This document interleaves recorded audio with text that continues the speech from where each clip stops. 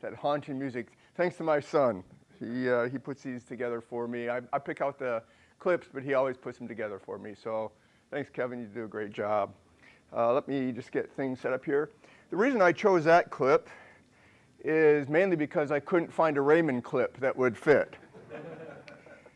And but the reason I chose that one in particular is because it really is the foundation on everything we're going to be talking about in this series. The foundation is historical Christianity believes in a real creation. That it's not just a nice story that kind of says something about something spiritual. We believe that there is a real creation, that it really happened. There were real events, there were real people, real things were set in order that all have consequences for today. And so it's based off that presupposition that there is a creation and we are going back to that creation to learn about ourselves today and about all what's going on in our culture today. Now, today I want to start with the book, The Screwtape Letters by C.S. Lewis. How many of you ever read any of this? Great book, so you probably know what it's about. It's written as Lewis describes the spiritual battle from the viewpoint of this old demon named what? Screwtape.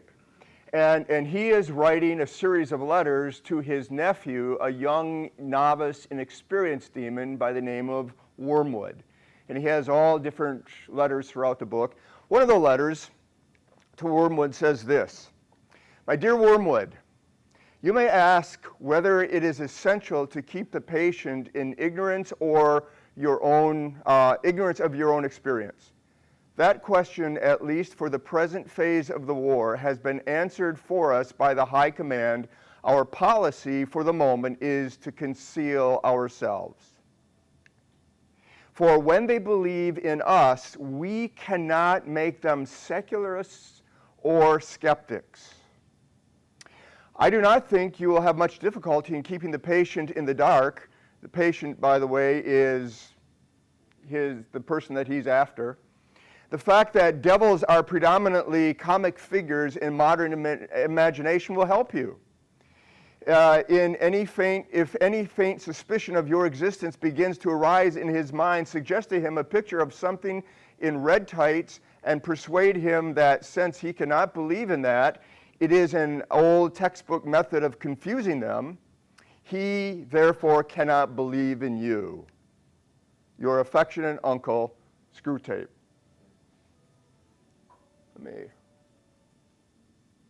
That's better. That was confusing me. Alexa, stop. Were you guys hearing that? I think that was part of Wormwood's attack on me here. Well, what's Lewis saying here?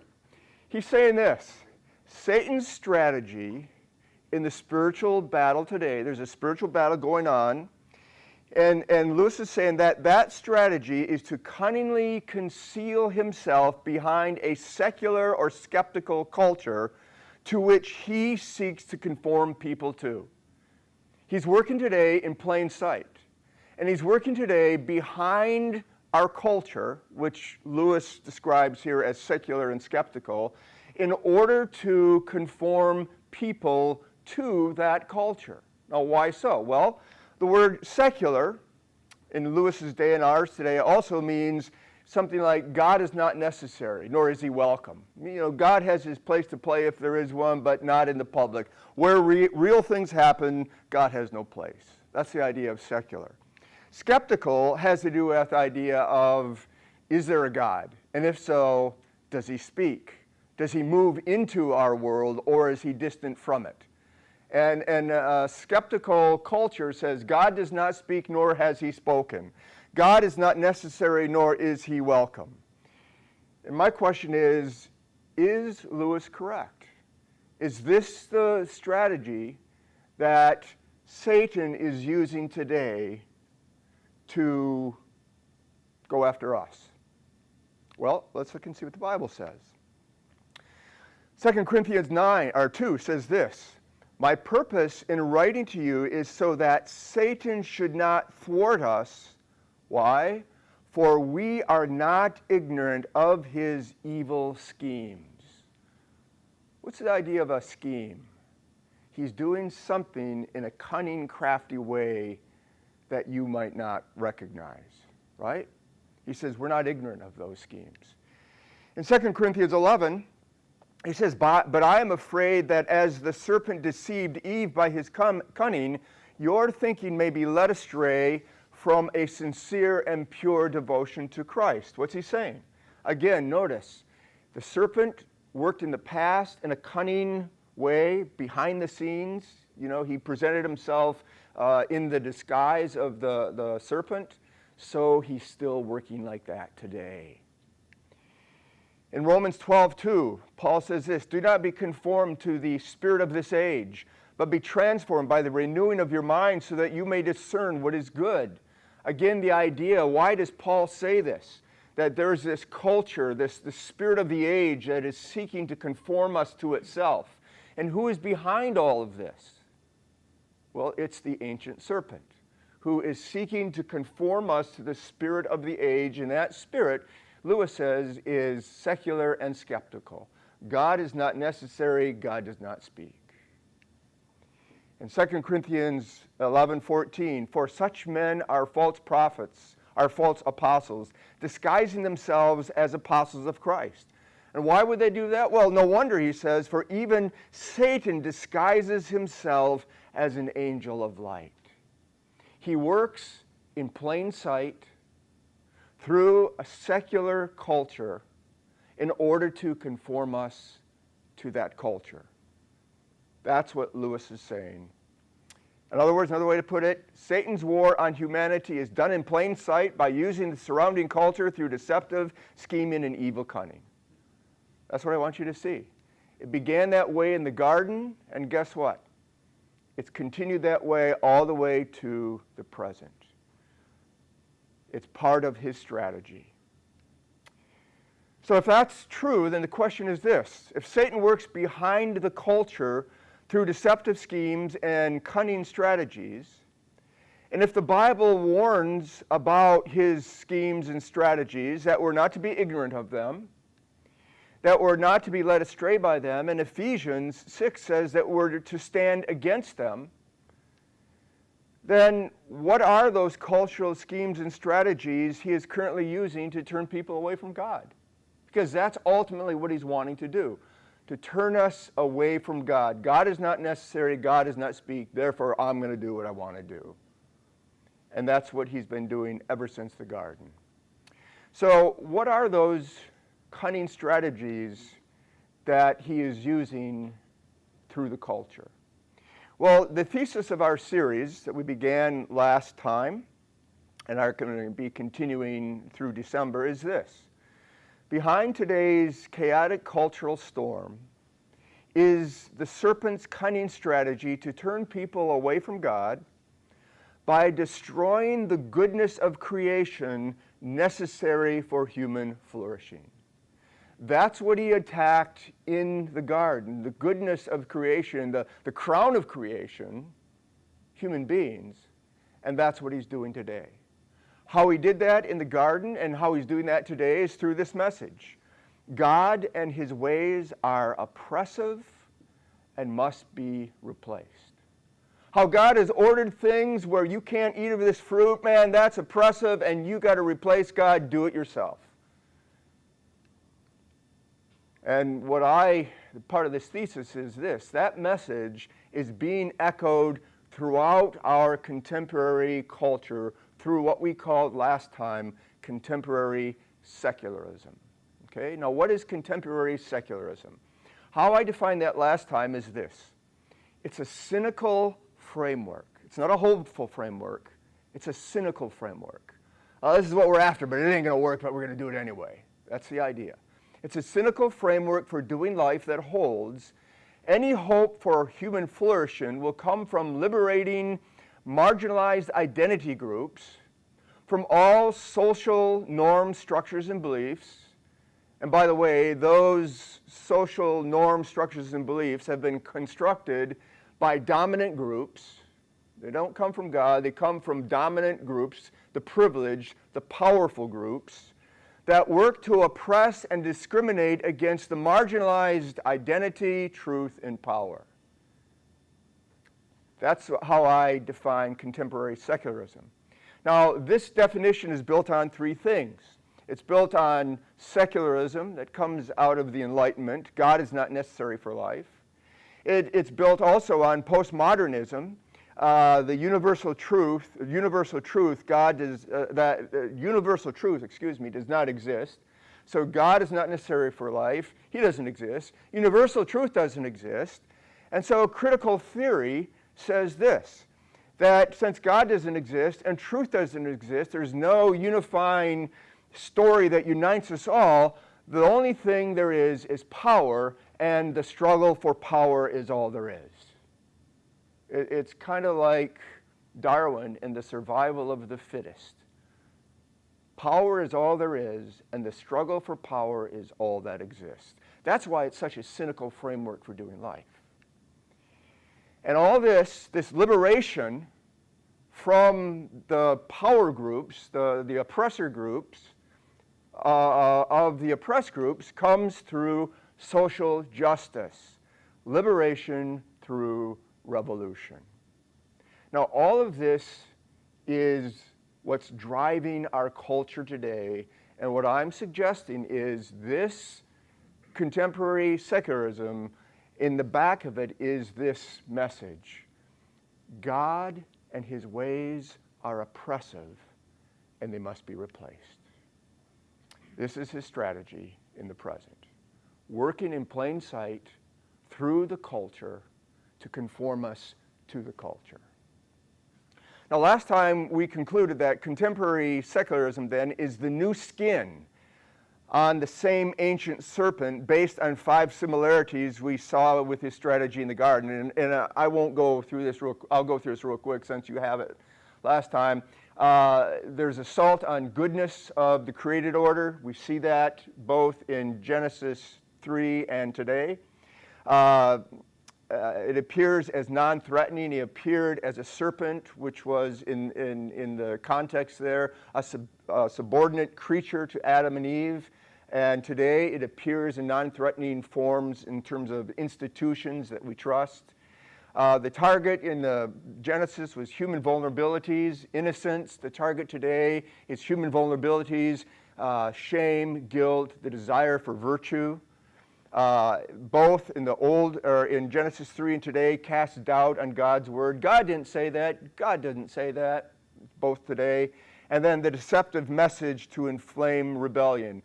It's the same in Genesis 3 as it is today. God and his ways are oppressive, and they must be replaced. So in light of that, we're saying that the contemporary secularism is the new skin on the ancient serpent. And then we also, as we went through our time last time, we offered 3 man sidebars. And I think it's just important that we review those again. Sidebar number 1, we said that God made men to protect the goodness of his creation by speaking what God spoke into all threatening forms of chaos. That was one of our main responsibilities as God created us, a real event, to do a real job. We were to protect the goodness of creation by speaking into any forms of chaos that came our way what God said about the goodness of creation. And this is what it meant to be a masculine man. Second sidebar, we saw that Adam in Genesis 3 failed to protect the goodness of God's creation when he chose to remain silent, passive, and compliant with the chaos. In other words, instead of Adam being a masculine man, in that moment he chose to be a sub-masculine man. And then third sidebar, we said this: with a chaotic storm brewing over America today, we must remember that we were, as men, were made for such a time as this. What were we made for? To protect the goodness of creation by speaking into it what God has spoken about it. And so that is the masculine choice. We all have a choice to make as men. And that masculine choice is this: what kind of men will we choose to be in this present chaotic storm? With all the chaos going on today, what kind of man are you going to choose to be? Will we choose to be masculine men that speak and move and engage the storm and all that it's about? Or will we choose to be submasculine men that are silent, passive, and compliant with the storm? That's the choice that every man needs to make today. And it's been the choice every man has been required to make ever since God created us in the beginning. So today's focus, and in light of all of that, today's focus is speaking into the chaos, assaulting marriage in the family. I mean, you don't have to go far to know that, man, when it comes to marriage, there's a lot of confusion about what's being said today, isn't there? A lot of chaos. When it comes to the family, a lot of things going on with the family that, are really chaotic and confusing. What's parents' authority? Does the government have authority to teach what they think is right, or do the parents? A lot of confusion when it comes to marriage and the family. And so today's outline, in light of that, is God's good creation of marriage and the family. Second, we're going to look at the serpent's cunning assault on marriage and the family. And finally, our masculine choice in the chaos in regards to marriage and the family. Okay? So 3 things.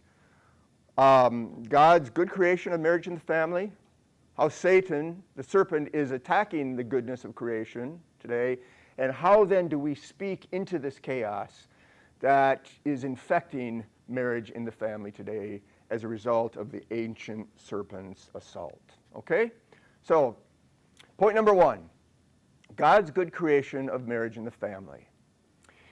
According to the biblical creation story in Genesis 1 and 2, marriage and the family are core elements of the goodness of God's creation. Remember, we said that the first 5 days, God makes something, and at the end of every day, he looks back and he says, oh, this is good.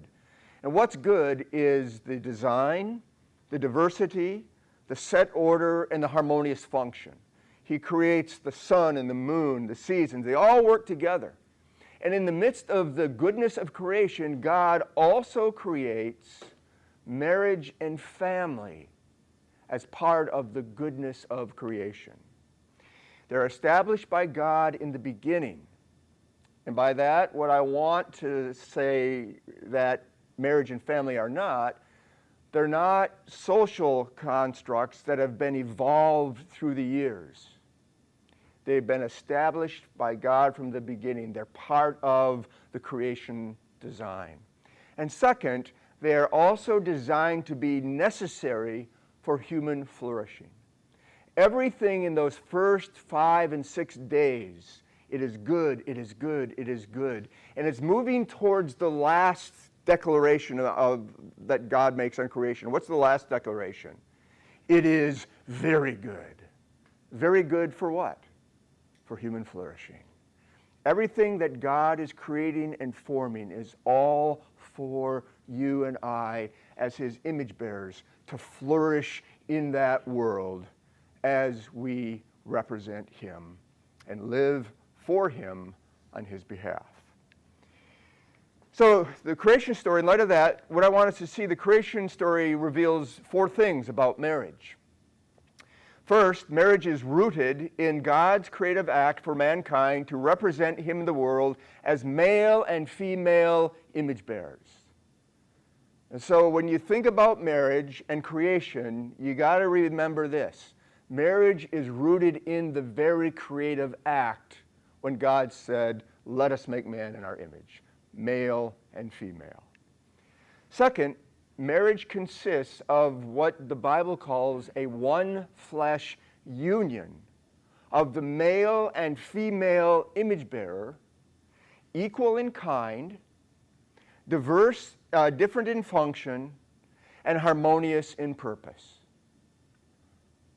So, it's rooted in God's creative act. It consists of a union between a man and a woman. Third, marriage involves leaving one's family of origin and cleaving to one's spouse to establish a new family, distinct from the other two families. Okay? So it involves the creation of a new family.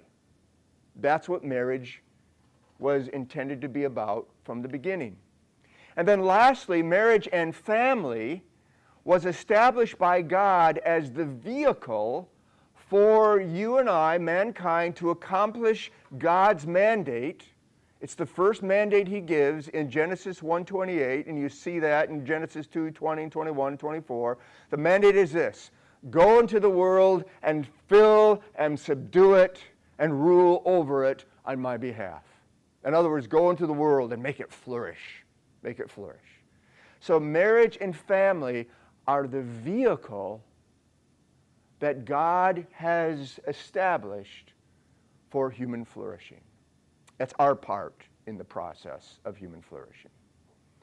Now, from those four truths, we can determine four fixed realities about marriage and family that never change. Four fixed realities that you can take to the bank based on creation. These are true about marriage and family. Fixed realities. Number one, because marriage is rooted in the intentional actions of God in creation. It wasn't an accident. He intentionally did it. Marriage is sacred in nature. In fact, in Matthew 19, Jesus refers back to the creation account of man and woman in regards to marriage, and he affirms the sacredness of marriage. And because marriage is sacred in nature, it's not to be tampered with. It's not to be redefined. It's to be treated as sacred. How did God create it and intend it? That's to treat it as sacred. Second, because marriage is the union between a male and female image bearer, what? Marriage is monogamous, only one man, one woman, heterosexual, a man and a woman, not a woman and a woman or a man and a man. It's monogamous and heterosexual in function. In other words, one man, one woman by design. Third, because marriage involves leaving one's family of origin to establish a new family with one spouse. Another reality about marriage is it is the foundation for family. It is the foundation for family. In other words, no marriage, no family. God's design is that family exists, but family comes out of the marriage between one man and one woman. Lastly, because marriage and family were established by God as the vehicle to accomplish his divine mandate, go into the world, fill it, and subdue it, marriage is transcendent in purpose. There's something bigger about marriage than just you and me. It's more than love, and it's more than companionship.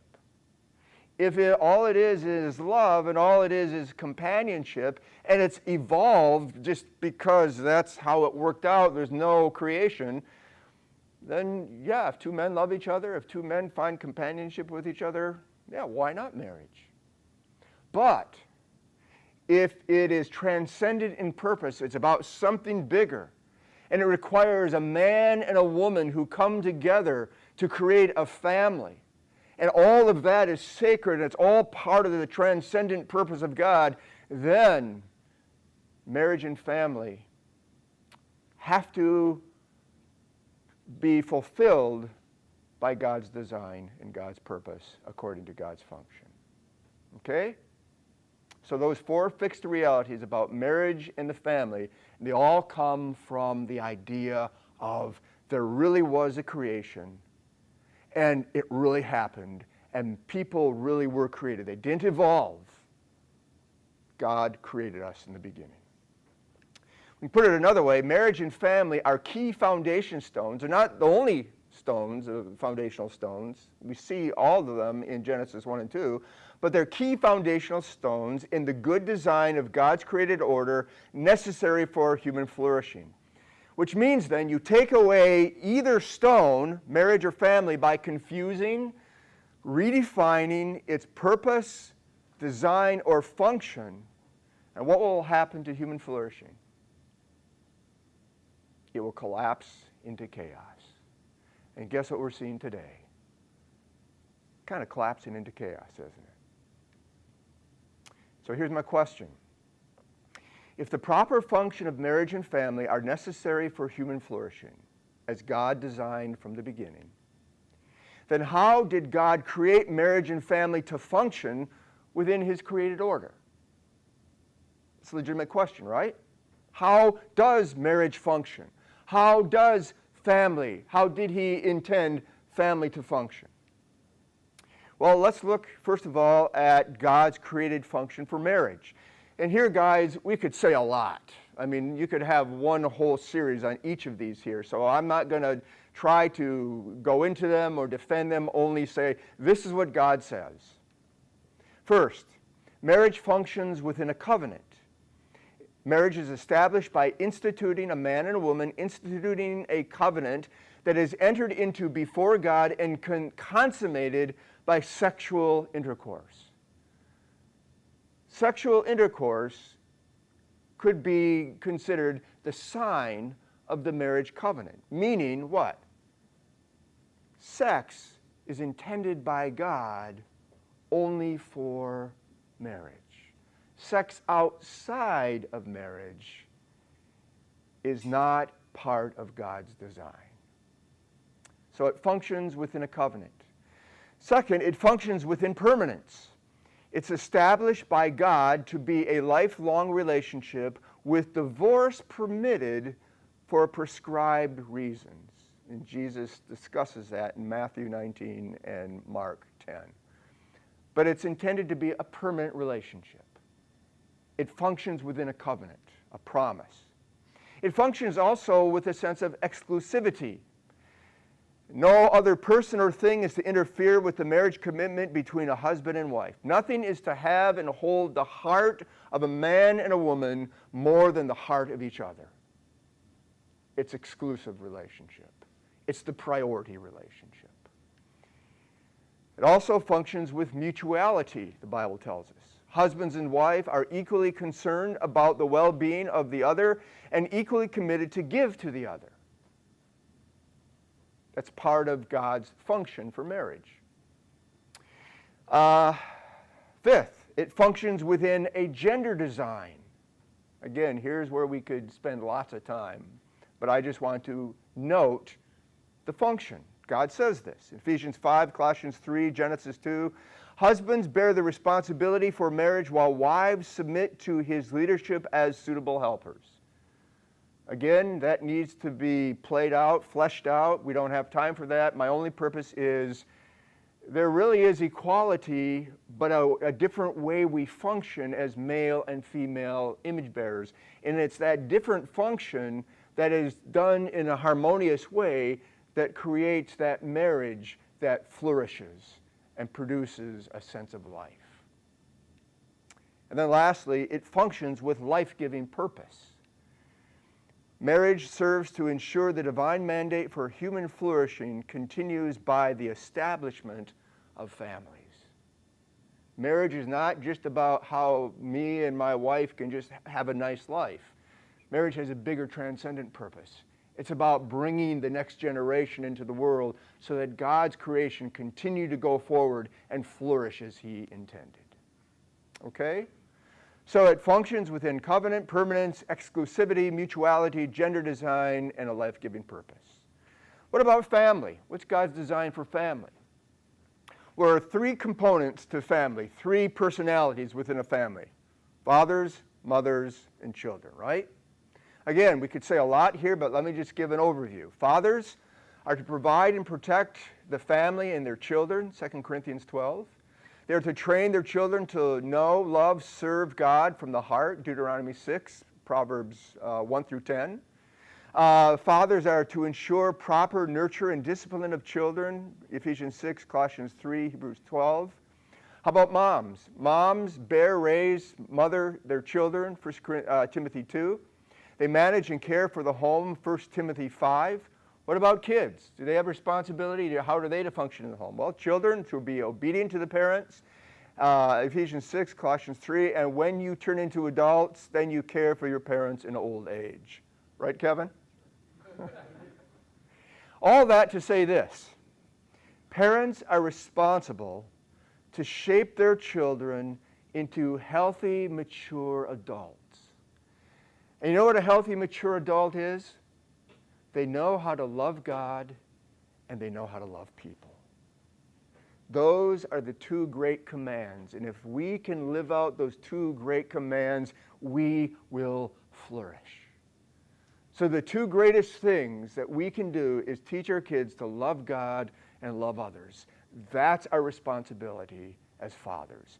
Dads, you have one responsibility in this. Moms have a completely different. Together, you form a complete responsibility in terms of parental responsibility. So, Dietrich Bonhoeffer, one of my favorite theologians, he says this: through marriage, children are brought into being for the glory and service of Jesus Christ and for the increase of his kingdom. This means that marriage is not only a matter of producing children, but also of educating them to be obedient to Jesus Christ. In marriage, it is for the service of Jesus Christ that children are created. Notice what he says. God created marriage, and out of marriage flows what? The family. No marriage, no family. And so, let me just summarize what we've seen so far.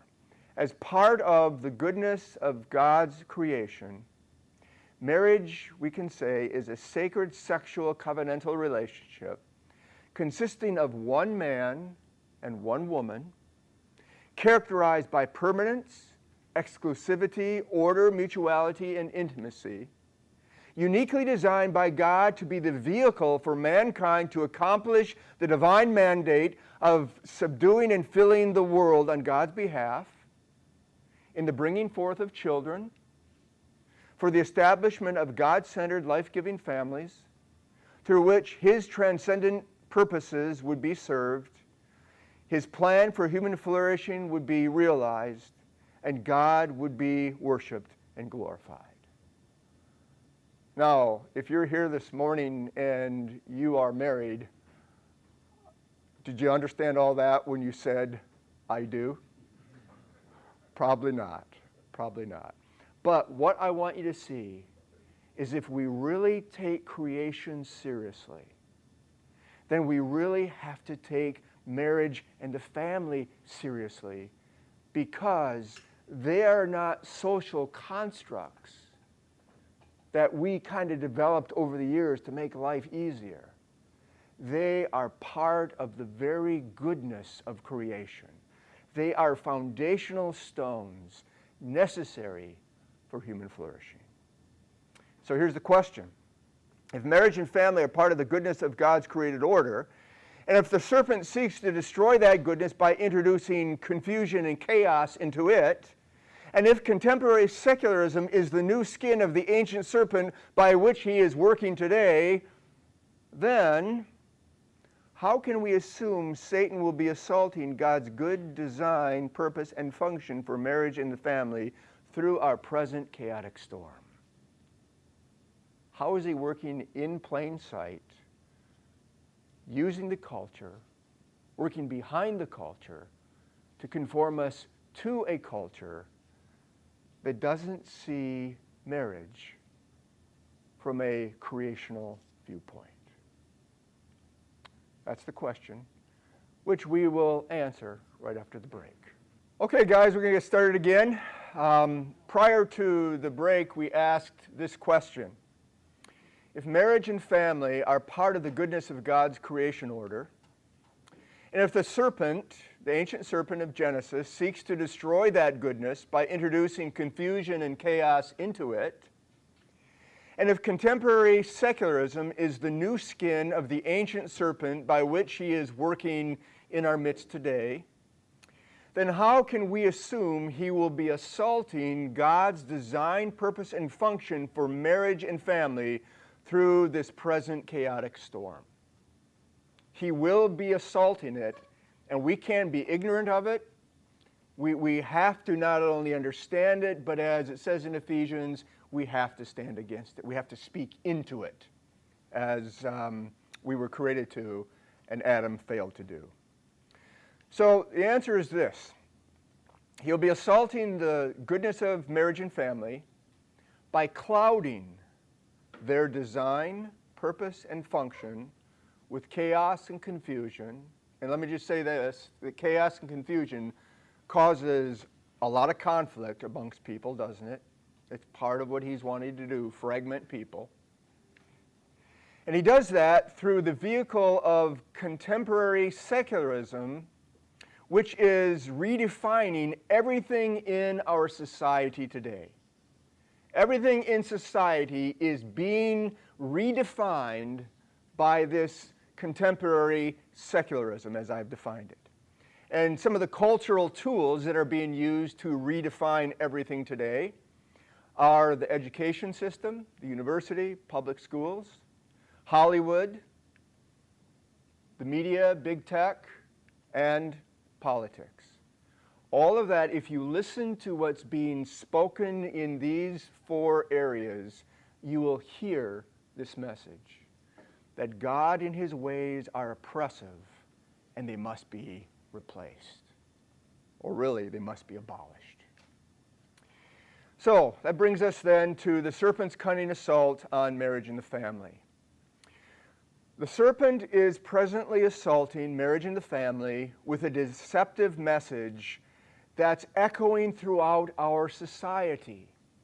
You hear it everywhere. What God has made and declared to be good in creation, they are not good.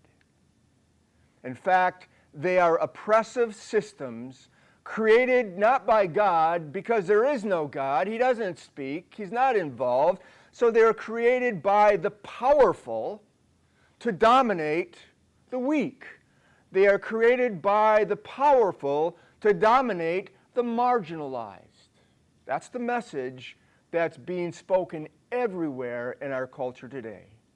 In other words, traditional marriage and family then must be abolished if marginalized groups are to flourish. And being people of compassion, we want everybody to flourish, right? And so guess what? He targets our compassion. He targets our compassion that we want everyone to flourish, but he does it in a cunning and deceptive way. They can only flourish if you and I and our society abolishes what's oppressing them. And what's oppressing them is traditional marriage and family. Now, where is this lie ultimately coming from? Well, it's coming from secularism, it's coming from postmodernism, but it's also mainly coming through that third thing that we talked about, the foundation of contemporary secularism, critical theory. Now, critical theory, what is it? Critical theory is an ideological filter through which everything in Western society today is presently being redefined. We're redefining history and politics through critical theory. It's redefining race and religion, science and education, justice and virtue, gender and sexuality, and guess what? Critical theory is also redefining marriage and family. Everything is being redefined today through critical theory, which is a main component of contemporary secularism. Now, how many of you have heard of critical theory? If you haven't, that's okay. We're going to do a a quick little 101 class on critical theory, okay? So what is critical theory? Critical theory is an atheistic worldview. It comes out of Germany, it comes out of the French Revolution, it comes out of a lot of the postmodern French philosophers. It comes out of Marxism, which is very atheistic, that sees all of life through the lens of power and oppression. In fact, if you believe there is no God and no good God, no creation, and people evolved, what is evolution? Survival of what? The fittest. Power and oppression, survival of the fittest, they're the same thing. It also tells us that people are not individuals.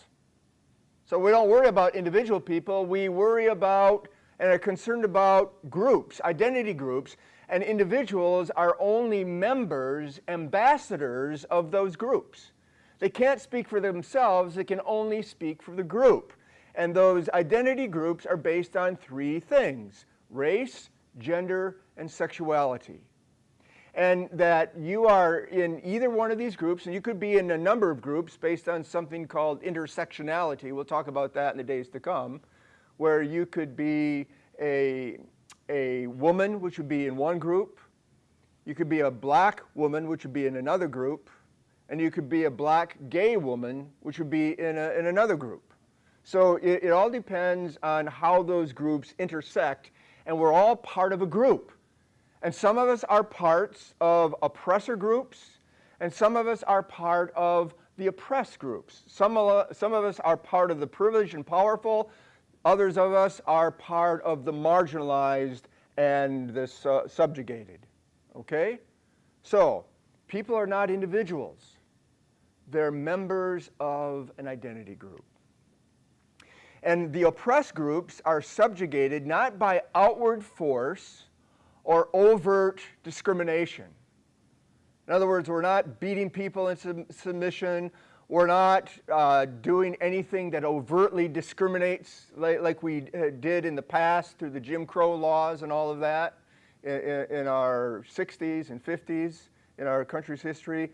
But the oppressed groups are being subjugated today through internalized social norms, values, and expectations that the oppressor group imposes on the oppressed.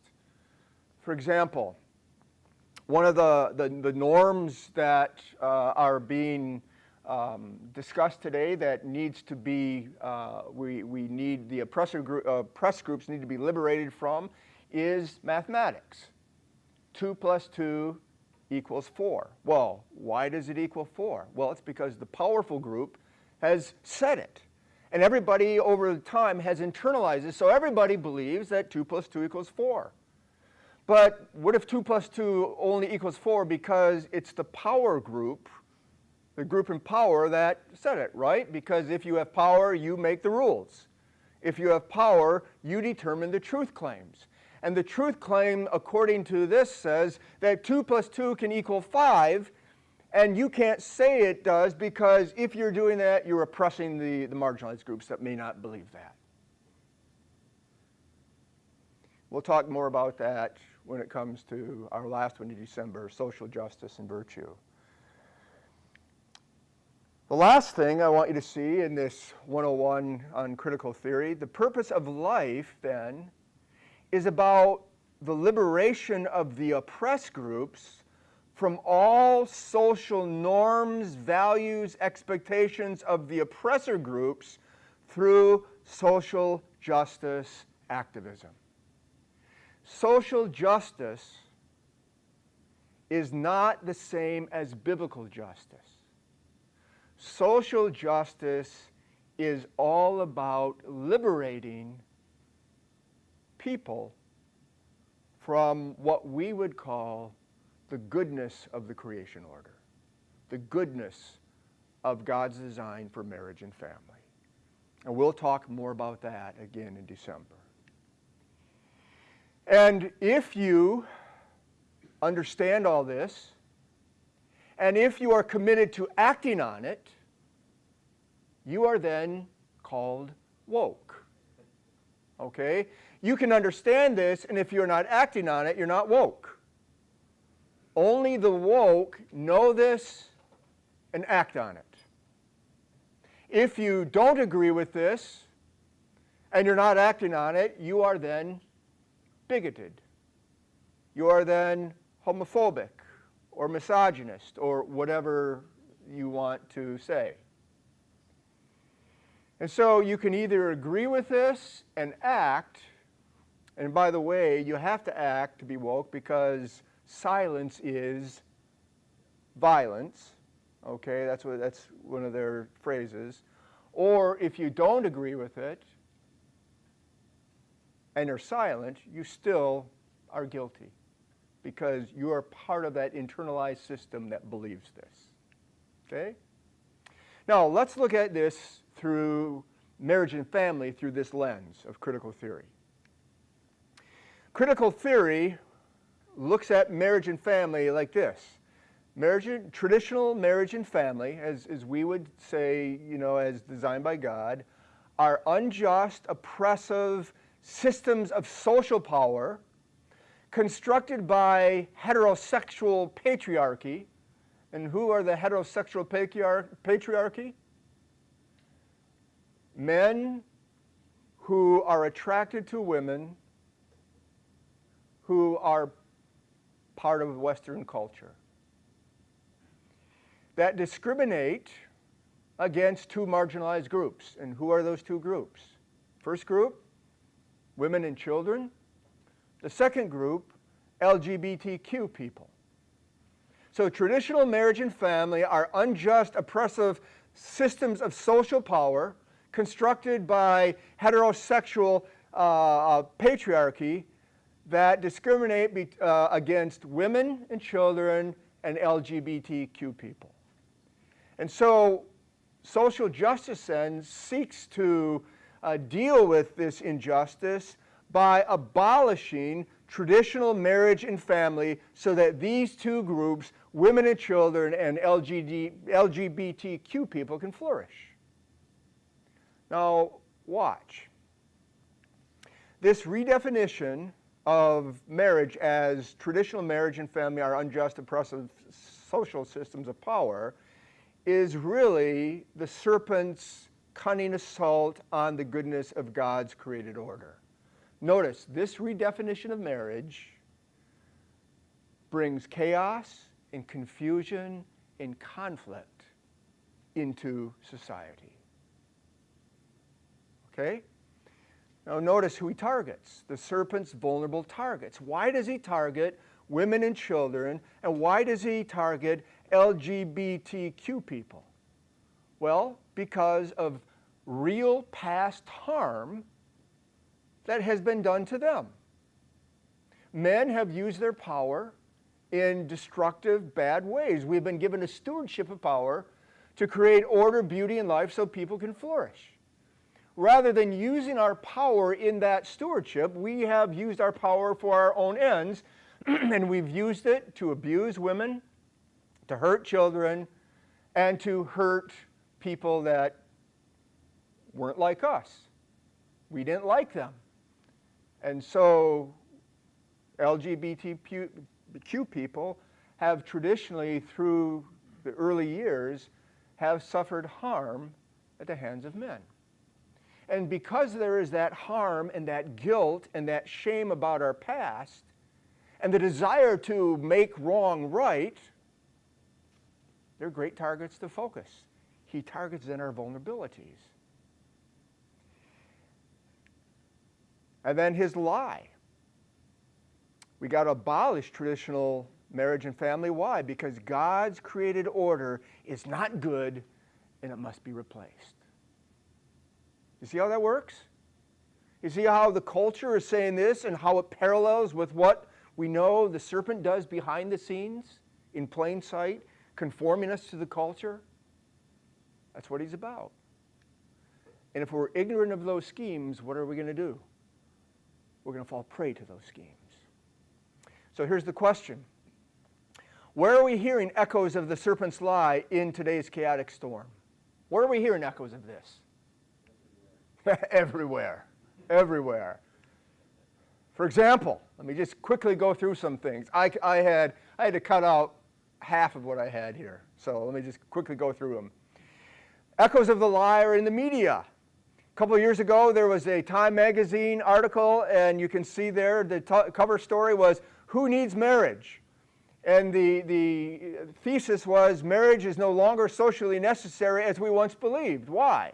Well, we once believed that to have sex, you had to be married. We don't believe that anymore. So who needs marriage?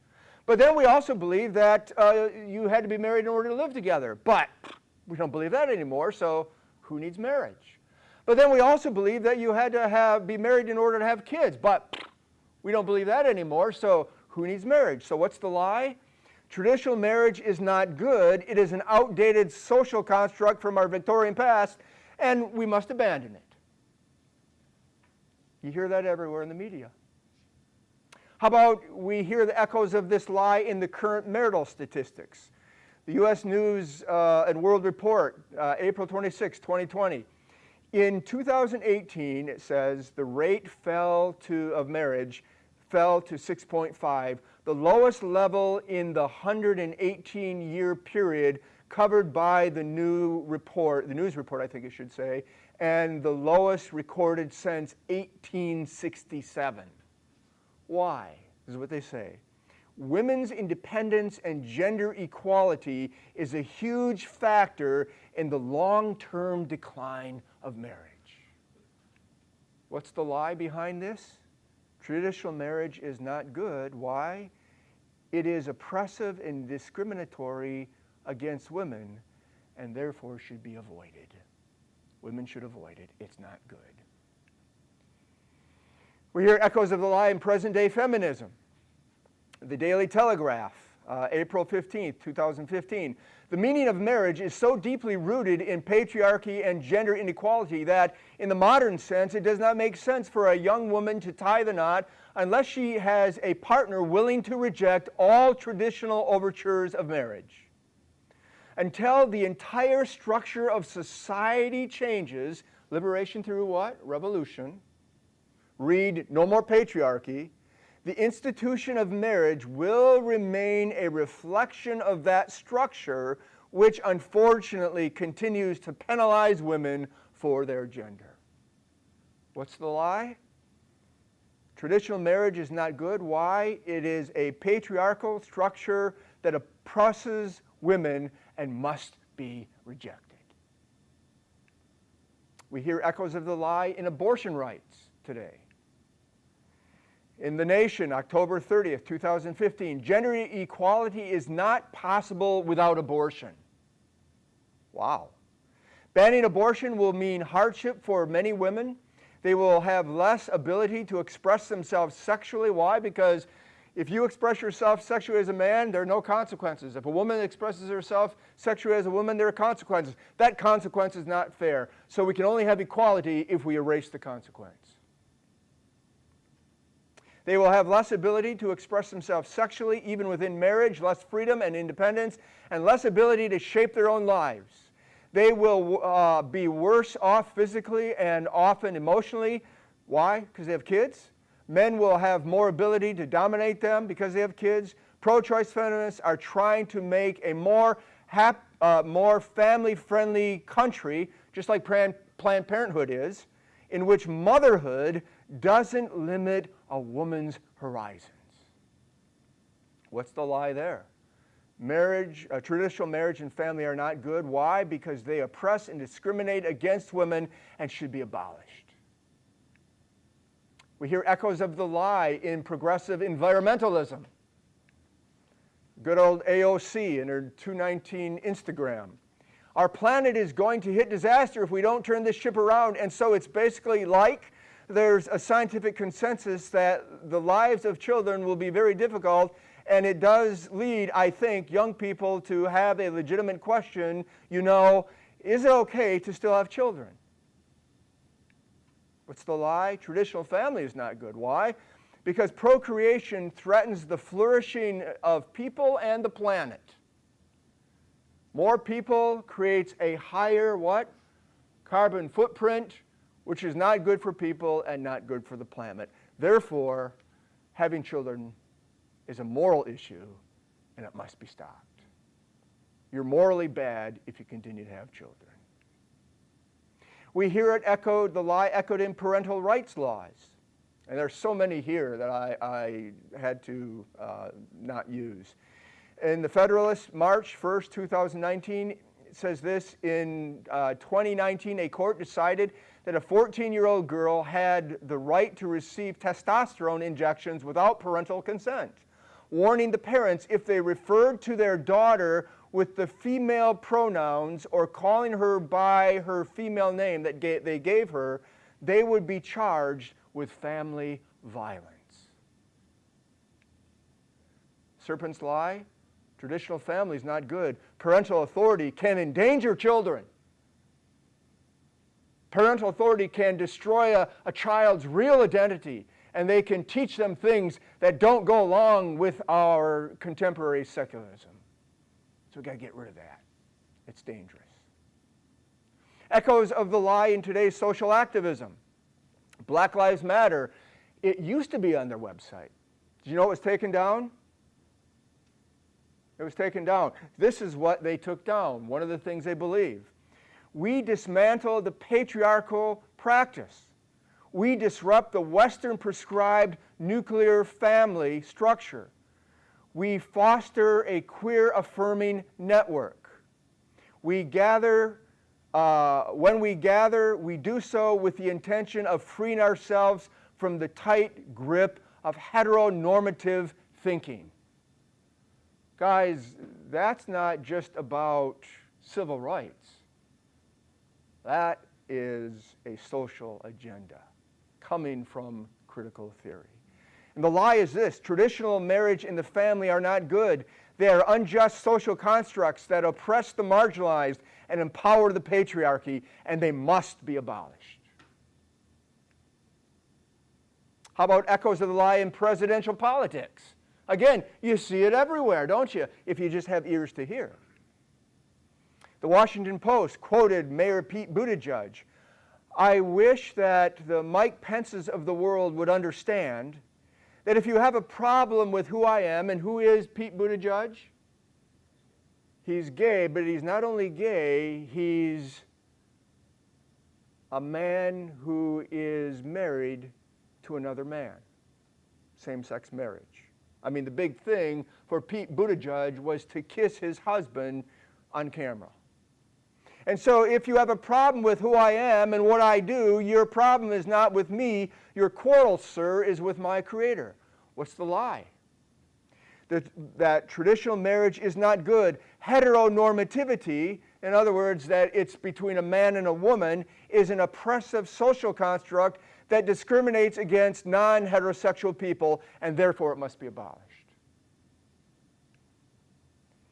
And then we hear the echoes all the way up to the Supreme Court, don't we?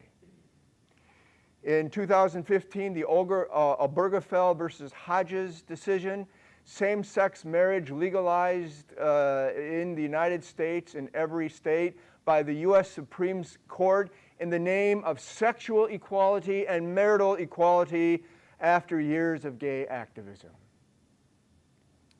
And what was the message the Supreme Court gave? Traditional marriage is not good. It's an outdated social institution that discriminates against non-heterosexual people and must be redefined. And so guess what they did? They redefined it.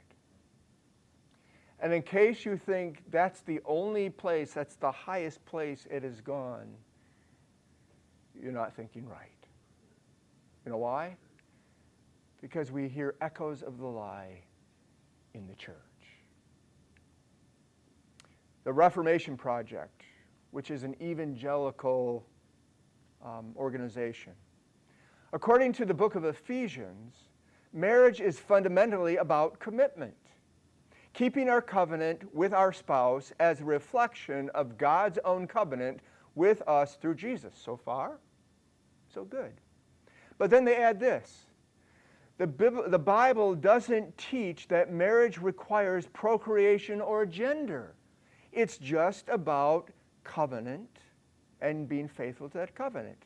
Instead, it teaches that the essence of marriage is covenantal love and faithfulness. That's all it's about. And Christian same-sex couples live out that vision of marriage every day. What's the lie here? Traditional marriage is not good. It misses the true nature of marriage by focusing on lesser things. Things that really aren't that important, like gender and procreation. And therefore, we need to correct that understanding of marriage. God didn't really say what you think he said. And so, what do we see then?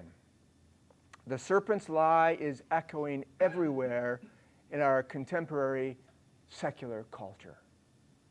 Guys, when you go out today, listen. Look at things. Listen for that message. God and his ways are oppressive, and they must be replaced. Specifically, they are oppressive when it comes to marriage and family. They oppress women and children, and they oppress LGBTQ people. And therefore, liberation through revolution is required. The serpent's lie, what God calls good, is not good. Rather, traditional marriage and family are oppressive, discriminatory institutions constructed by the patriarchy to subject women and LGBTQ people. And therefore, they must be abolished. And if we can just abolish them, how are we going to do it? Liberation through revolution. Tear down marital family norms and imagine something queer. And that's the word they use. By queer, they mean something out of the norm. Something that really opposes the norm. Let's imagine something different about marriage and family. Because if we do, that queer understanding of marriage and family that we establish and then redefine is really the key to human flourishing for LGBTQ people and women. In other words, believing the serpent's lie while disregarding God's word never leads to human flourishing, only to human decline. And I should have underneath that Romans 1, because if you read Romans 1, they believed the lie, and what happened? It's describing a society that no longer believes the truth about God, and they believed, and in the Greek, it is not just a lie, it's the lie. And when they believed the lie, there is sexual what? It is sexual corruption, degradation. Women with women, men with men. And then after that sexual degradation, there is societal decline because they're given over to anger and greed and lust and all the descriptions describe a society that is in decline. And then it ends with human arrogance. And even though all this is happening and it's in decline and they see it so, because they believe the lie, they no longer acknowledge God, what do they say?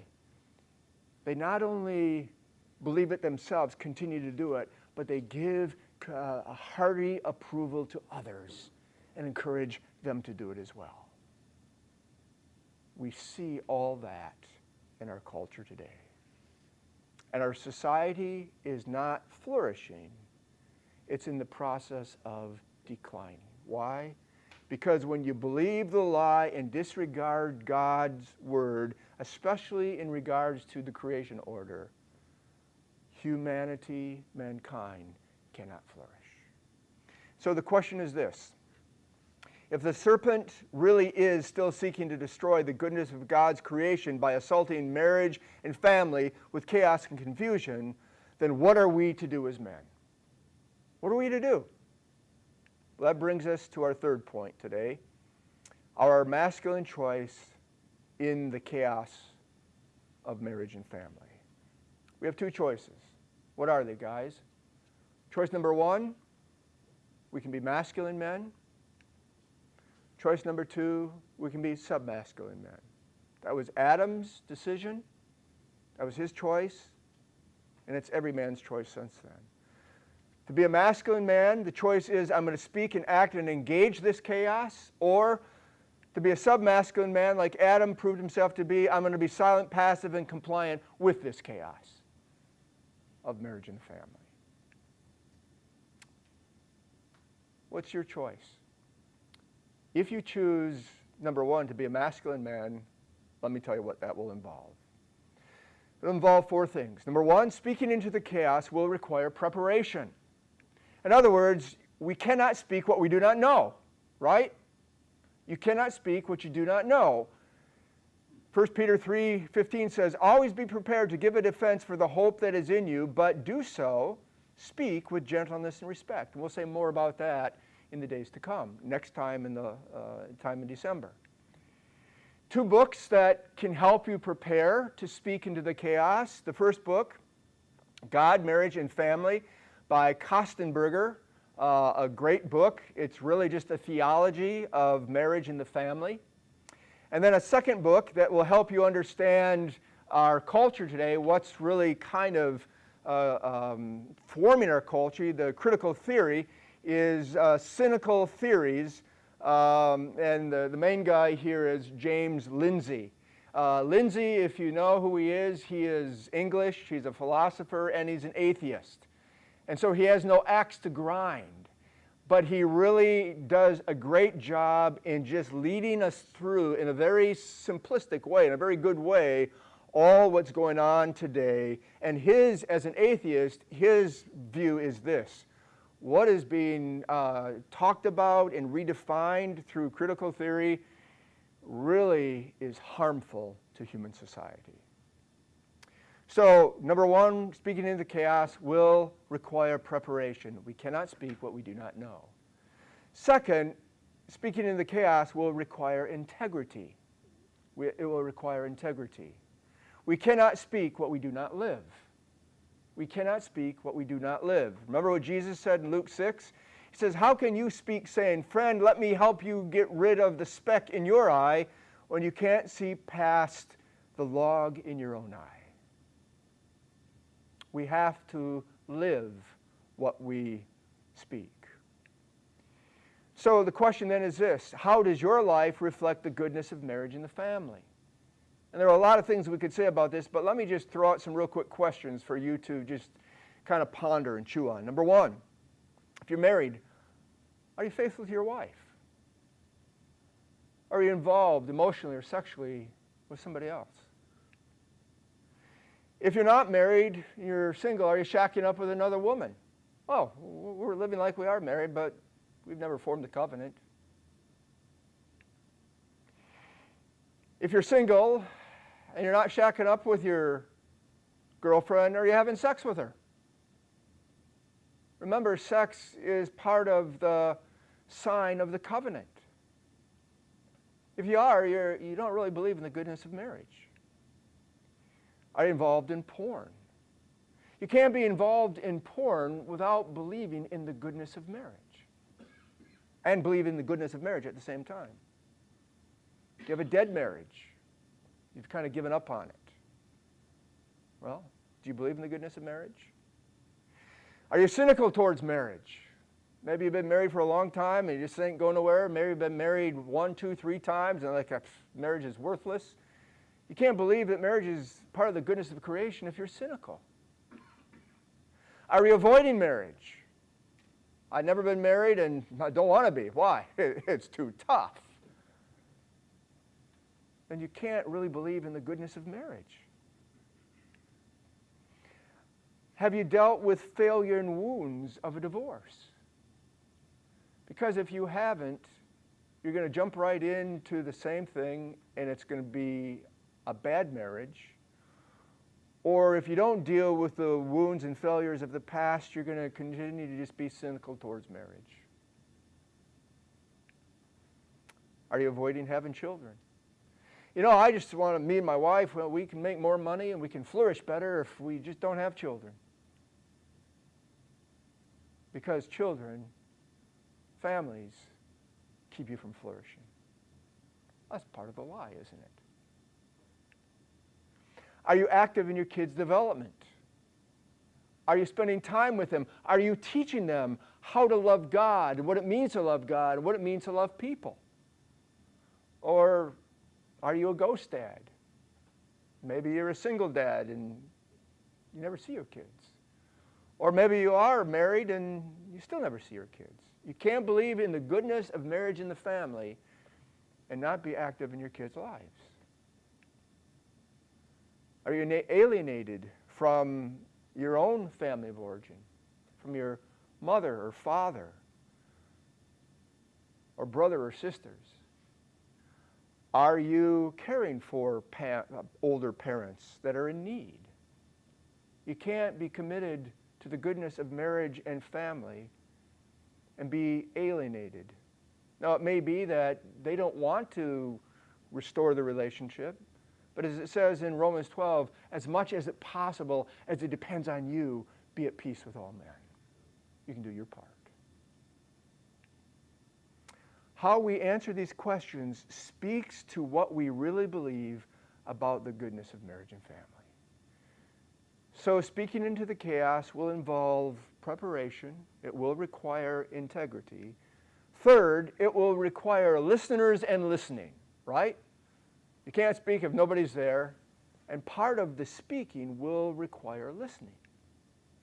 God gives every one of us a platform with which to speak. Matthew 25, Jesus says this, "Again, it will be like a man going on a journey who called his servants and entrusted his wealth to them.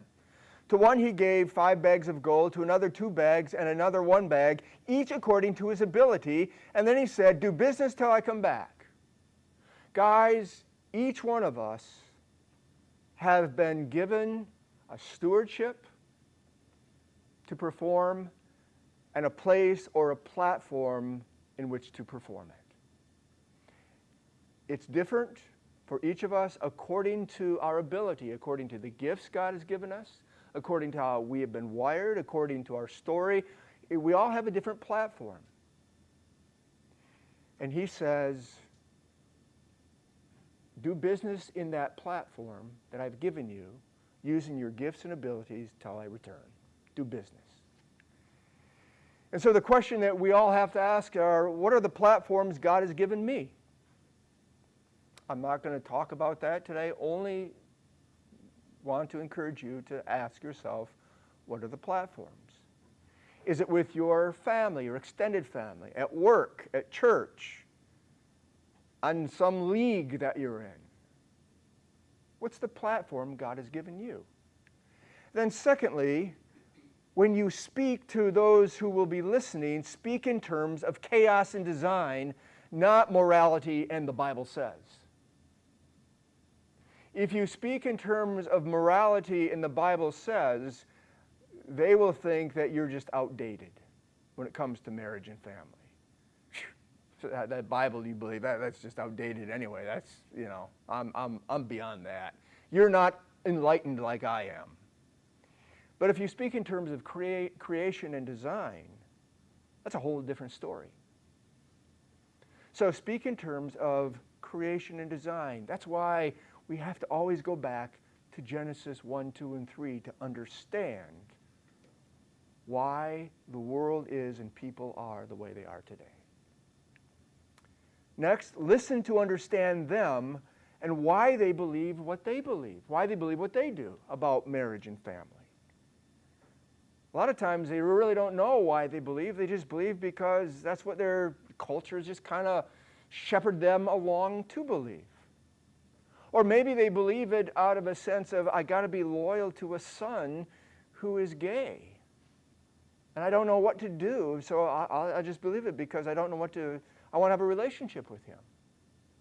Listen to understand them. And when you're listening, guys, turn off your truth meter. Because if you have your truth meter on, as soon as they say something that contradicts truth, what are you going to do? I'm going to jump in and correct them. You're not about correcting them, you're about understanding them. Listen in order to understand what they believe and why they believe what they believe. And by the way, you will only have the security to listen and not be defensive when you know what you believe. So it requires preparation. Lastly, what might get in the way of your speaking and listening? Is it that you're not prepared? Is it that you are going at it in a moral way? God says, or the Bible says this way? Is it that you really don't know what you believe? Is it that, if I say this, it's going to create real problems, and I'm not really ready to go there? I'd rather just be silent and passive and compliant with the chaos. So speaking into the chaos will require preparation, integrity, listening and listeners, and finally, it'll require prayer. Pray for yourself.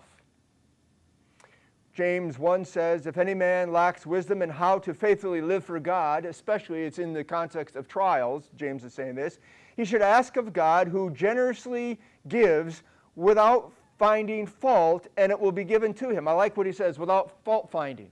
In other words, God doesn't say, you here again? Didn't you get that the first time? Or how could I answer that prayer? You're not living the way I want you to live. God doesn't find fault. If you ask him, he's generous and he'll supply. So pray for courage and strength for yourself. Pray for knowledge and understanding of what's going on in the culture and what God says is true based on creation. Pray for wisdom and discernment. It's one thing to know it. It's another thing to speak it in a way that your listeners can really hear. That requires wisdom and discernment. And speak always with grace and love and respect. They are not the enemy. They are part of the culture that's being deceived by who? The real enemy. And remember, I love Luke 12:12. For the Holy Spirit will teach you in that very hour what you ought to say. Pray, prepare, get everything ready, and in the end, when you're right there in the middle of it, remember, you're not alone. The Spirit will guide your words to speak what you need to say, because the Spirit knows what your listeners need to hear. And He loves your listeners as much as He loves you, and He wants them to flourish as much as He wants you to flourish. And He knows that we can only flourish when we live according to the realities of God's design. When we live against those realities, we will always bump into them in painful, hurtful ways. Additionally, pray for others. Paul says this in Ephesians 6. Pray also for me that whenever I open my mouth, words may be given to me so that I may boldly make known the mystery of the gospel. Guys, pray for pastors in churches. I feel more the need to pray for pastors in churches, my own, in the area, across our nation, across the world today more than ever. Pray for Christian businesses and schools that are being attacked as a result. You think of the bakers, the guys that bake cakes that are and they're Christian, and so they're being hauled to court because of this.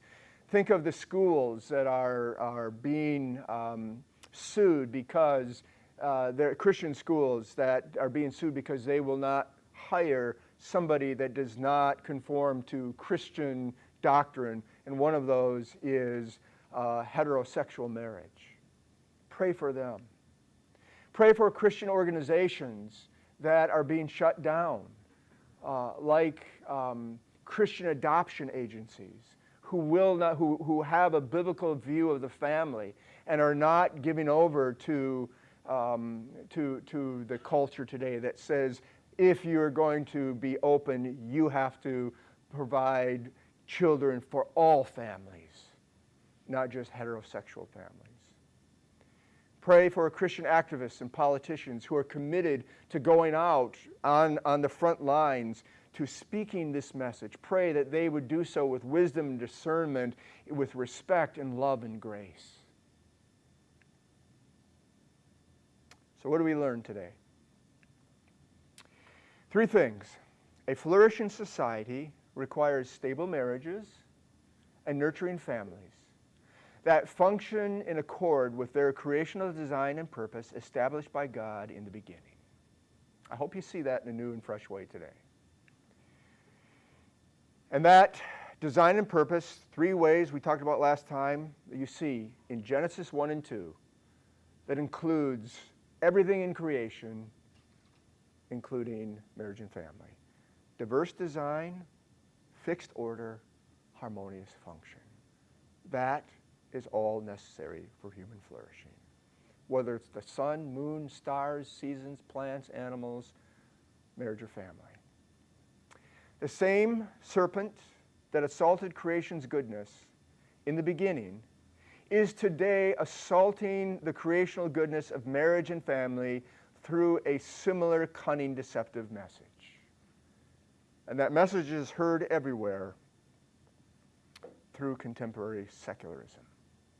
Listen for it, hear it, recognize it. And thirdly, men cannot remain silent, passive, or compliant in the midst of this chaotic storm. We must speak, move, and act.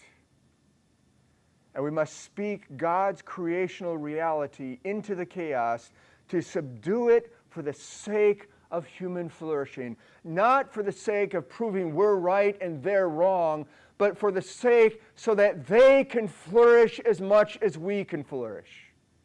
Because God wants them to flourish. Those who reject God's truth and have embraced the lie, He wants them to flourish as much as He wants us to flourish. So we do it on their behalf, not to prove we're right and they're wrong. And this will require the masculine choice.